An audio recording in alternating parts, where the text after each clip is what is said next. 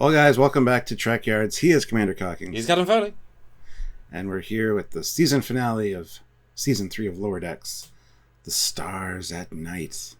I really enjoyed this one. Again, action-packed. The pacing was amazing. It was over before I realized it, had run its length. The music was fantastic in this episode.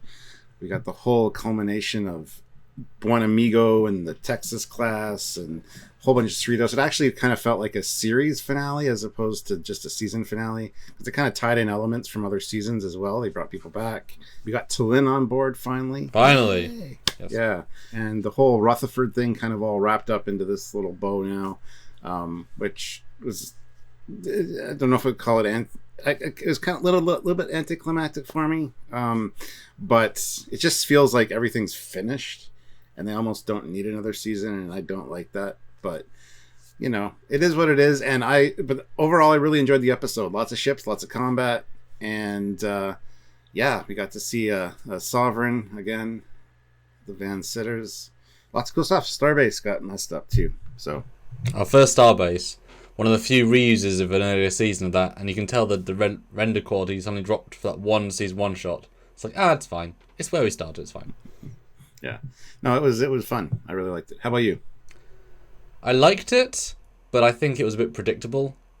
And so I was kind of waiting for the twists in the story. Like, we knew as soon as they'd said last week about the drone ships, they were going to go rogue. That wasn't a twist. Early on, when Rutherford was looking, I thought, it's Badgie code. So that wasn't really a twist. Killing the Admiral was a good twist, but then the battle itself wasn't a twist. It was just a battle. And Lower Decks keeps having ships arrive at the end, so someone was going to arrive was not a twist. That means Cerritos wasn't quite as powerful as they thought it was going to be, because it's like, okay, it was fine. It wasn't, both the first two seasons are truly epic. That was, okay, it's alright. Because once you get like an 8 and a 9, we drop to a 7, it's still good, but you know what I mean? You've already set the bar obscenely high. So it was good. It was fine, it was fun. It was a very logical payoff to this season, but it wasn't fantastic. That says loads of great details in there. The fact that the big baddie ship has both multiple M5 units everywhere, as the visual was fantastic. The Badmiral, they even make reference of that without saying Badmiral, which was great. The fact that you got to see Starfleet Command and the War Room was great. Mariner, a bit sort of just there. There was no great payoff to her leaving the ship. I mean, she just left to realise she wanted to come back. It wasn't a satisfying journey at all for her. Although we learned about Admiral Picard's our Admiral, which I'm a bit annoyed about actually, because it means I can't use him as Captain Picard for fan films at this point. Now it's set when he's an Admiral, but that's okay. So that was underdone massively, and her even being in the battle wouldn't have changed the battle. So it was a bit weird. It was all about the story of the AI robot people, and then we solve it. It wasn't quite as epic as the other ones.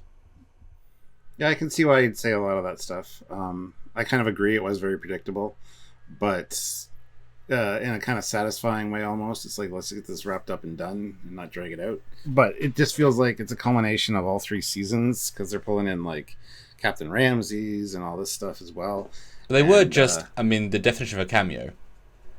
Yeah. I mean, they, you know what I mean? They weren't really in the story. They were just, hello, one line. Yeah, but that ending, just with all the whole entire Cali class fleet there, just felt kind of like an epic conclusion almost. Or at least lots of mild conclusions, because none of the Calis are epic. That's the joke. They had to, one time's enough. It's a lower decks finale. Yeah, feels like, yeah. And suddenly it was stirring when one has to rattle off the entire fleet. And you imagine the actors like, okay. And it probably unless it's for a new ship like the Defiant, we've never seen an entire fleet registry. It was a bit. You can't really say they're all there logically, because why the hell would they be like half a day from the space station? That's silly. But let's assume that's right. They always happen to be in that quadrant, because they have to be like within very, very close distance. But to see the entire branch of Calis was really satisfying. Like, okay, that is relatable. There's only like 20, which is cool. It's a good number. It would have made sense to have one line of dialogue from the Admiral saying they've recalled all the Kali classes. They're all on their way back. Yes! Which would have made sense why they were all in the area. Because I thought the same thing. I just assume they're not all there. There's maybe like 5 or 6. Well, he said they're all. I mean, I know, that's the canon dialogue. Yeah, the Admiral Picard thing was kind of funny. The fact he's funding archaeological expeditions. I'm glad Petra wasn't a bad guy. I kind of liked. I thought it was going to be that twist, and it's like, no, it's not. So, but it was a very low key twist. It was a plot that could have gone somewhere. Okay. I mean, she could fine be in later seasons. Like, she's still a fine character, but they didn't really do much extra with her. But they had no time. It was all about, everything else.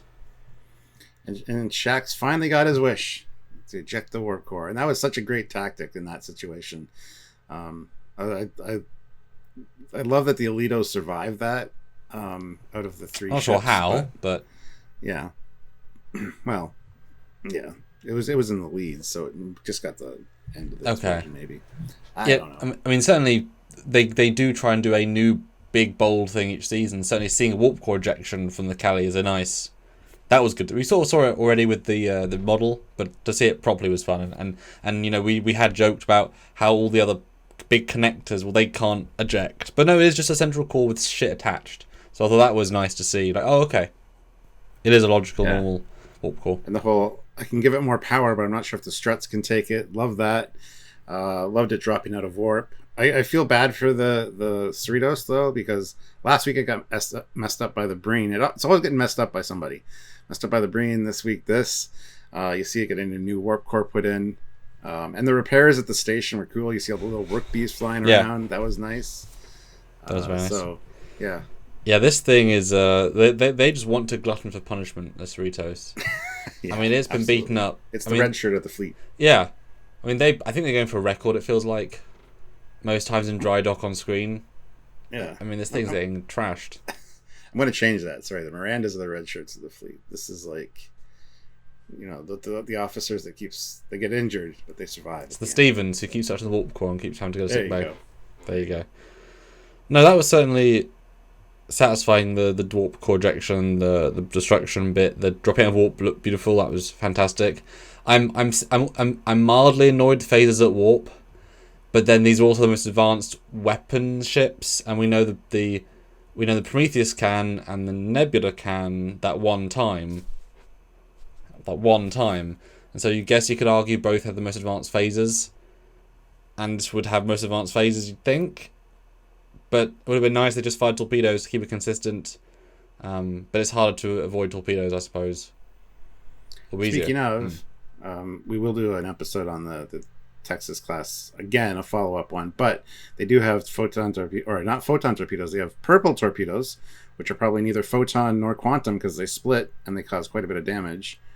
But they come from launchers that rise up, so we were wondering where the photon launchers were. I was right, though. No visible torpedoes in the zone that could have had torpedoes, so I'm glad about that, because I felt slightly silly saying it at the time, thinking, oh, they'll just be there. No, I was right. Yeah, good. Although, once again, the Sovereign fired photons from its quantum launcher. It's fine, it's just, they've got dedicated photon launchers, use them. Mm-hmm. That was great seeing that thing come in and the 3 ships going after it. Like, there's some really great visuals in this. Yes. If you love ships. Yes. And so yeah, I really appreciated all of that. But it's odd because unlike when the Titan showed up and last season's end of season, none of the moments specifically were held long enough to be a hero moment. So a Sovereign show up for realsies should have been like, oh my god. And it came and went with next thing. It was so quick. Even the Cerritos' warp in, it wasn't quite framed in the hero. It was because chaotic, I think. Versus the Titan was, 13 out of 10 in season 1, and the Cerritos last season was fantastic. So it was so packed that none of the things quite had the same impact. But I was certainly was right. They had a Sovereign conversion because they were going to use it again. Like, I'm glad I called that right, and it looked great again. More real because it was the real version. It wasn't a hollow run. So yay for Sovereign. It didn't get destroyed. It just got damaged. So they can't destroy the Van Sidges off. They just christened it. John would be unhappy about that. But I was expecting though when that came out to see a legacy character be the captain. I mean, that felt like a Sovereign could be anybody. Anybody could have risen to the ranks tremendously. I mean that we didn't get any legacies in this episode. Because that would have been the next version of expectations, to have a legacy like Geordie or whatever, and then it get damaged so much because he's not prepared for it. But I mean, that would have been even worse. It would have been cool if it worked in the plot, but bad because it would have been like, hey, look, I'm Geordie. Oh, I'm disabled. Because they didn't use it enough to be worth that time. But I was like, oh, a Sovereign, that implies... Oh, no, okay. Because a Sovereign's higher than a Titan, and certainly higher than a... What's the one? Obina. So that's the biggest rescue ship we've seen so far. Which also means that three of these Texas versus a Sovereign. Oof. And they win? Oof. Oof. Powerful. Didn't skimp on the weapons, did they? And one Amigo being a Badmiral, I mean, it's kind of telegraphed from his name.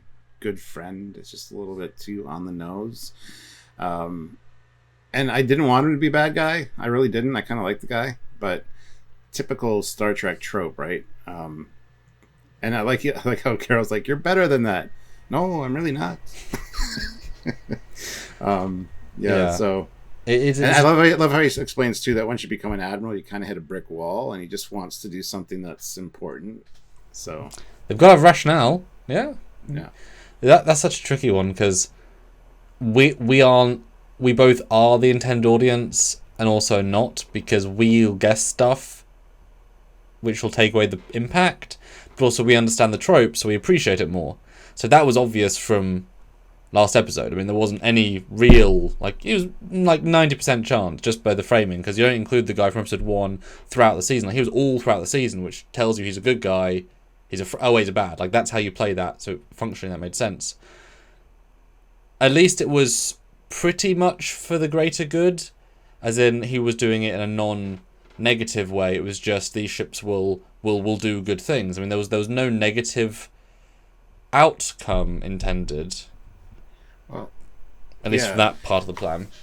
It made no sense to have the Texas class be second contact ship, though, because you want the face-to-face interaction with the people. Yeah, that lost me a bit logically. That was it was a really cool note to say we're going to decommission the entire class of ship. That was a cool line, but why? It should replace survey vessels. I mean, long range. No, it should replace resupply vessels. Sending down supplies to a planet, or building structures like that. That was kind of cool. But as a second contact ship, it just does not make any sense, especially if the AI goes bad and starts destroying the planet. Bad impression there, Starfleet. Starfleet would never have gone for that ever, having automated ships do second contact. It depends on how you class second contact, because what we've seen in Lower Decks as the concept we've been presented is the Enterprise comes in, says hi, wreck shop, fixes the problem, leaves. These guys come and say, hey, so we're going to give you some notes on Starfleet, we're going to help you out, we're going to be nice. And they leave, right? But the way they presented it, this version was second contact just means give you shit. Just beam supplies down. Because some of the missions they were doing weren't the second contact. So that's it. So in that context, second contact just means we'll give you some free stuff as a welcome to the Starfleet package. But that's not what second contact is. So if you want instructions on how to use it, we're just going to beam it in. Well, I'm sure there's a pad, Stu. I'm sure there's a pad. It's box number A, But that, if that's what it's meant to be now, okay, fine. They're just cargo vessels. That's all they are. They're just fast cargo vessels with weapons up to kill a sovereign.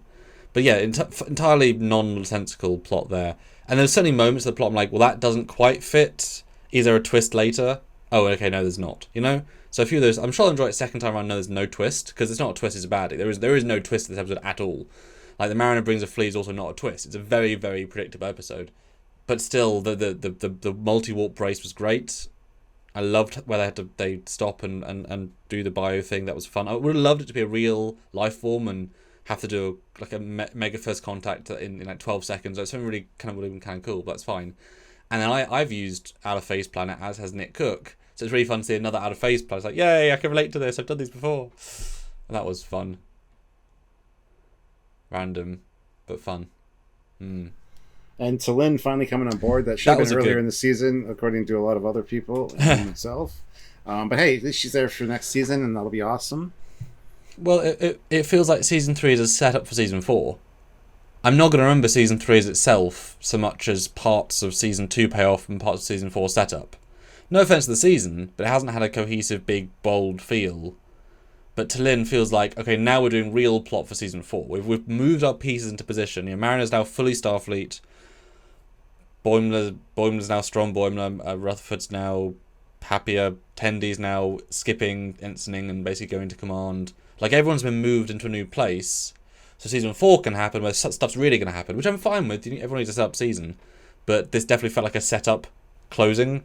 We dealt with Buen Amigo, dealt with the secret stuff, we dealt with Rutherford, we dealt with Mariner. And I'm sure that also Freeman's going to trust Mariner a ton more going forward. Like, that's now been pushed out of her mind because she was proven right. So that's going to be a big deal. Like, we can now do incredible, just trust me, Mom! I trust you, Doc! Like, that wouldn't have happened in season 1, 2, 3, okay. Now it could be in 4. So it's a weird setup, because normally these season finales end on this epic note where it's like, dumph, mic drop, next season tease. This was such like a and close. Like, I was waiting for a Boimler scene at the end, an evil Boimler, like a Section 31, tease or something. It felt very final to me. Like I said, it felt like it could have been a series ender instead of a season ender. A little bit earlier. So the post credit sees is that Badgie is in his original implant, and it's being tracked by a green tractor beam at the Packard fight planet place. So Badgie is back, and it was okay, but we knew he was going to come back. So again, not really. Well, very predictable. That's the setup for next season. Armis, Peanut Hamper, and Badgie are going to team up and maybe call in the Borg. That'd be terrifying. I really thought those 3 AIs would eventually take over the Texas class, because that would make sense. Yeah, there's 3 of them, which they mentioned in the last episode. Yeah. So they each get one, and that'd be like. Yeah, I was certainly assuming that the code was actually from the AI evil guy we saw in season 2, Jeffrey Combs. I assumed Agamus. I assumed that was going to be the twist. They've used his code, and only once Peanut Hamper came in, that was the secret to make it work in unison, because it suddenly was wow, we can make the thing work, and that'd be the twist, that they were using code from those 2. So it's fine that it was the Badgie code, but yeah, and I'm wondering if they're going to do that in season 4 or season 5. Like, I think they're going to let us forget about Agamus and Peanut Hamper and stuff. But I don't know. I don't know how that's going to go. It's almost telegraphed again of what's going to happen. So yeah, but the speed they burn through the archaeologist lady and the Rutherford's implant feels very quick now. I don't know. Unpredictable. But yes, Stuart, we'll do our full review later on today, full live. See what we think. Scene by scene, there's a ton of small visuals to look at, so join in for that. It'll be even more in depth, even more full, and of course our project review. Check out that both the scripted. Wow, that'd be a hard thing to script. Are edited and are live as well. Check out all of our ship videos, as you said, Stuart, doing a breakdown or follow up on the Texas and other stuff. So tune in for all that stuff and stay subscribed. What else can they do, Stuart? You can also support us in many ways. Hitting that like button is a great way. Make sure you're subscribed to the channel and click that bell notification icon to all. You can also super thanks on this video. We'd really appreciate that. Send us a little something to show your support for the channel and for us and what we do here. Or join us in a live where you can take part in the conversation, as well as super chat. And those really help us out, and they make us feel good. And you are part of our world, our community, and we love hanging out with you guys. So lots of ways to support us and help us, but just being there, sharing the content, and just liking what we do and coming back for more is the most important thing. So until next time, he is Commander Cocking. He's Captain Foley. See you guys later. Bye, guys.